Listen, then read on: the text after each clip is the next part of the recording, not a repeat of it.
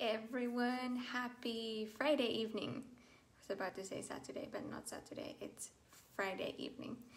I just heard something interesting today, and then something like exciting today, so I wanted to talk a bit more about that. So what I heard today was that the ice in the polar regions of the earth has started growing.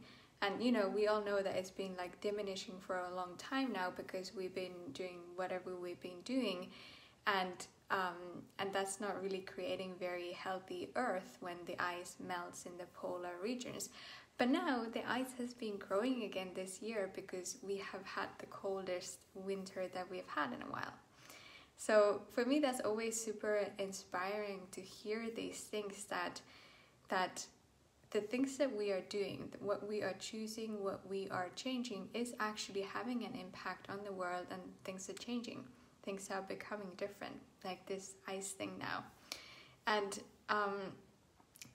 what I actually find very fascinating with that is that a lot of us, we keep looking at how can we change things? What can we contribute? And we keep asking, what can we contribute? What can we do that would make things better, that would create a different future?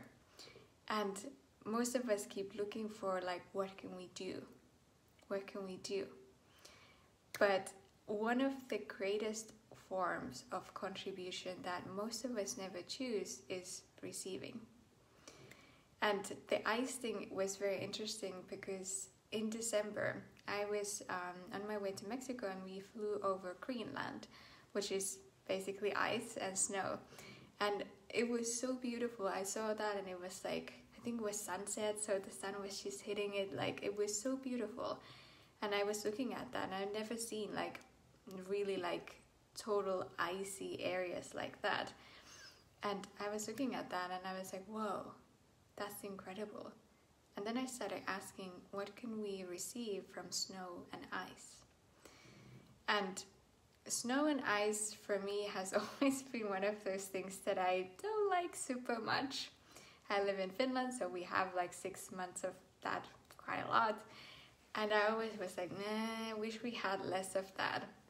And I wonder how many other people in the world, when you see a lot of snow or ice, especially if you live in these countries, you're like, ugh, I don't like that. Can we not have that? It's like, nah. And when we do that, when we don't receive the gift of what the ice and snow could be, when we just don't receive that energy, we're telling the earth, please, can you stop creating this? And the earth is so kind that it goes like, oh, of course, I won't create too much ice or snow. Hence, it has started melting even in the places where there should be more ice and snow. And I know that this is an interesting conversation in a sense that a lot of people don't really want to hear that, because we so resist receiving. We don't want to receive anything, let alone the things that we have decided are bad or weird or like unpleasant to receive. But really the only thing that makes anything unpleasant to receive is your resistance to it. I once heard this really brilliant quote, somebody saying that, what is the difference between pain and pleasure? Receiving. It's pleasurable when you receive, but if you don't receive, it becomes painful, whatever it is. For example, cold.